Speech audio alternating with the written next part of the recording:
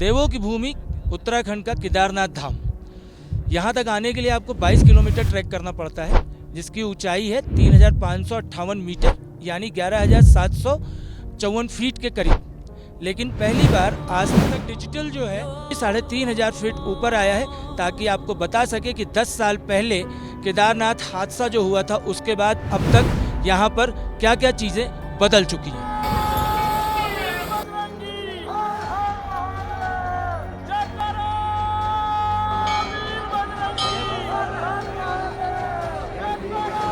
पीछे से बहुत तेज नदी की आवाज़ है और हमने नया रास्ता ना अख्तियार करते हुए पुराने रास्ते को चुना है, ताकि इसकी कठिनाई को समझ सके और ये भी समझ सके कि इस पे चढ़ने पे कितनी मुसीबत आती थी और रामबाड़ा कस्बा कहाँ है।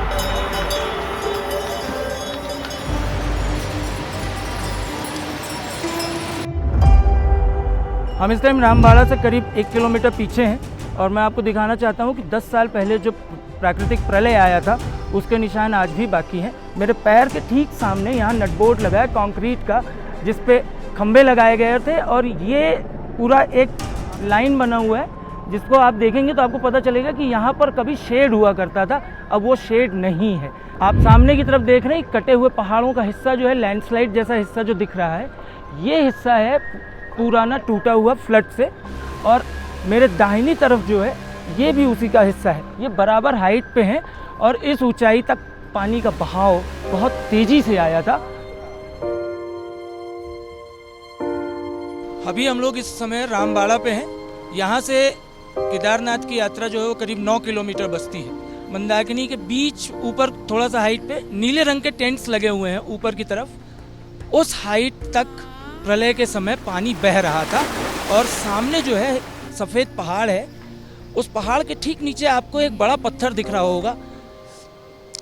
ये पत्थर ऊपर से बह करके आया है। अब आप सोचिए कि वो प्रलय में वो जो पानी का बहाव था वो कितना तेज़ और कितना ऊंचा रहा होगा।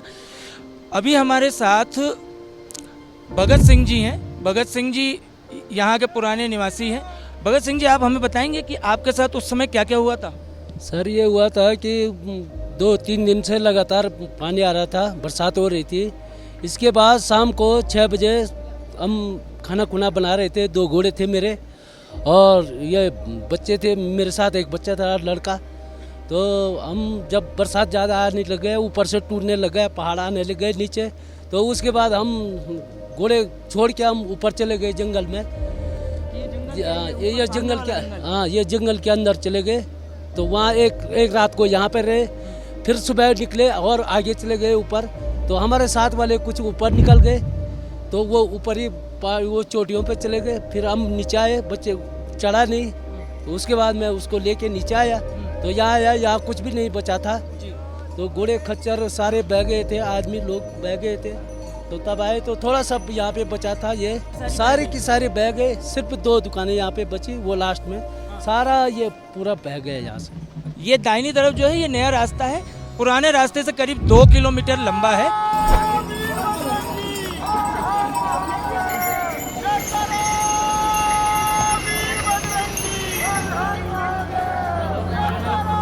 हम इस टाइम केदारनाथ धाम पर खड़े हैं। यहाँ पे हाइट है करीब 11,755 फीट। बर्फबारी लगातार हो रही है, कल से हो रही है और अगले 2 दिनों तक बर्फबारी होने की उम्मीद जताई गई है। आप देख सकते हैं मंदिर के बाहर कितनी भीड़ है। बर्फबारी के बावजूद लोग खड़े हैं। अब मैं आपको बताता हूँ कि 15 से 17 जून के बीच यहाँ पे हुआ क्या था। उस साल मॉनसून उत्तराखंड में 2 हफ्ते पहले आ गया था। बारिश अच्छे से हो रही थी, लोगों को अच्छे फसल की उम्मीद थी। लेकिन उत्तराखंड में 15 तारीख को बारिश तेज शुरू हो गई, 16 तारीख को बादल फटा और 17 तारीख तक काफ़ी तेज बारिश होती रही। अब मैं इस पूरी सीक्वेंस को आपको ब्रेक करके बताता हूँ। 15 तारीख को आसपास बंगाल की खाड़ी और अरब सागर में 2 साइक्लोनिक सिस्टम्स बने, जो तेजी से उत्तर भारत की तरफ बढ़ रहे थे, जिनको सपोर्ट मिला कैस्पियन और मेडिटेरेनियन सी से आने वाले पश्चिमी विक्षोभ से, जिसको वेस्टर्न डिस्टर्बेंस कहते हैं। वेस्टर्न डिस्टर्बेंस एकदम परफेक्ट एंगल पे राजस्थान के उत्तर पूर्वी इलाके में टकराए और वहाँ से ये सारे के सारे घने बादल, काले बादल जिसमें बहुत ढेर सारा पानी भरा था, वो आकर के उत्तराखंड के इन पहाड़ों से टकरा गए।